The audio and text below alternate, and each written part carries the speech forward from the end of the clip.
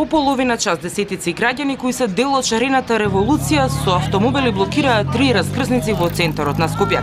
Блокирани беа улиците покрај Соборниот храм, потоа кај трговскиот центар Мавровка и покрај зградата на Црвениот крст.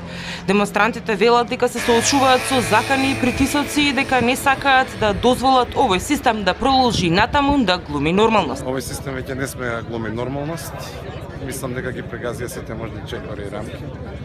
Во последните денови сме под закана и под огромен притисок да престане нашата шарена револуција. Нашата шарена револуција не само што нема да престане, нашата шарена револуција ќе продолжи во секаков вид, како и протестите во 6 попладне. Нашите барања се веќе познати. Тие чекаме да се и ќе бидеме издржани се додека не се исполнат. Се извинуваме на граѓаните на град Скопје што денес ги ставивме во мал хаос, но во интерес на сите нас ние излеговме и блокиравме. Демонстрантите најавија дека нема да отстапат од своите барања и дека ќе продолжат и понатаму да протестираат како досега со протести кои ќе почнуваат во 18 часот пред зградата на специјалното јавно обвинителство. Додека траеше денеска блокадата, полицијата го пренасочуваше сообраќајот по другите улици.